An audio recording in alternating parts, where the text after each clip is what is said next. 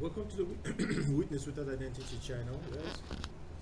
And as of today, we are talking about this issue of um, um, the report that Vicky Ward had about what's his name, Jeffrey Epstein. It was pretty interesting what she said.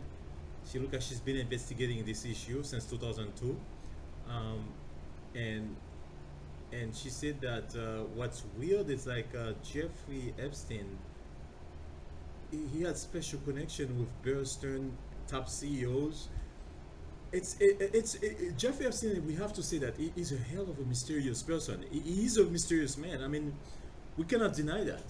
I don't understand who the guy is. Was he some sort of an agent for the Mossad, the Israeli intelligence force, or I don't get it. The guy is like so mysterious. He was able to get a job at a high school without even graduating from the school, and the more mysteries. And then he was found guilty. No, he had completed. They were able to go to trial, and he was able to get a deal with the prosecutor, Mr. Acosta. Mr. Acosta found a way to get a deal for a prosecutor, so for him to go to court to find him guilty as a child molester, pedophile. But he was able to decrease the sentence to like what is it? Soliciting prostitution. A lot less. So he only served 1 year, 6 days per week in jail. 1 day he could get off and go walking around, almost like he didn't pay for anything. So this is a pedophile, guys. A pedophile that paid the price of somebody that's soliciting prostitution. It's not the same. Those soliciting prostitution is bad. It's not good to do that, but it's not you don't go to jail for the rest of your life when you're soliciting prostitution. But so that's the verdict they gave him. That's the plea deal they gave him. They gave him soliciting as a prostitution. How did he get that? We don't know. Some people think that it was some sort of bribery that happened. I believe that. I think there was some sort of bribery or connection with top officials. We don't understand the whole deal, guys. But this story, it's so amazing. I don't know. I mean, I'm fascinated by the elites. I don't know about you guys. I'm fascinated by them. They all know each other. Jeffrey Epstein knows Donald Trump. Jeffrey Epstein knows Ghislain Maxwell. Jeffrey Epstein knows Ghislain Maxwell knows Naomi Campbell. Now Naomi Campbell is involved in that. Now Jeffrey Epstein, just in case you never know, Victoria's Secret. Jeffrey Epstein has a link with the Victoria's Secret also. Think about it. So now let me ask you a question. Those young models, did he touch them? We never know. I mean, I'm saying it's like it's all connected. That world, the world of the elite, it's all connected. So I want you to watch the interview, and I'm going to close it there. I'm going to close with the interview, so you're not going to see me after the interview. But I just wanted to let you guys look at the interview. Let me know what you think that Vicky Ward has, and let me know what you think. Here it is, guys. Thank you.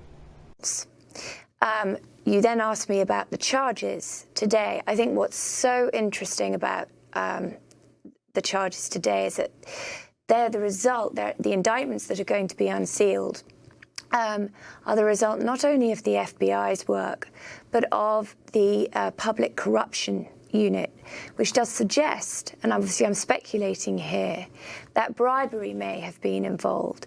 And why that's so important is for me, who tried to expose this man for what he is back in 2000, and I was actually reporting it late 2002, the piece ran in 2003, is he has, ever since then, got away. He's been untouchable. His money has somehow bought him the ability to evade justice. And so I'm fascinated by the fact that the public corruption unit has been involved in this investigation as well as the FBI. One of the things that has haunted me is that there I was trying to expose this man in 2003, and the first FBI investigation, the one that got neutered by Alexander Acosta, didn't begin until 2006. So it's always been on my conscience that for 3 years he molested hundreds of sort of helpless, poor women who were in no position to fight back against him. Alex Acosta, we'll end it with him, who's now President Trump's labor secretary, was the U.S. attorney in Florida at the time. Yeah. This sweetheart deal, to say the least. Yeah. I mean, Jeffrey Epstein, if found guilty at the time of molesting, assaulting the number of women who had brought cases, something nearly around 40, right, could have gone to jail for life in prison. If Alexander Acosta had let the FBI continue with its investigation. But instead, there was this, that he had one meeting with Jay Lefkowitz, a member of Jeffrey Epstein's powerhouse, massive sort of legal team.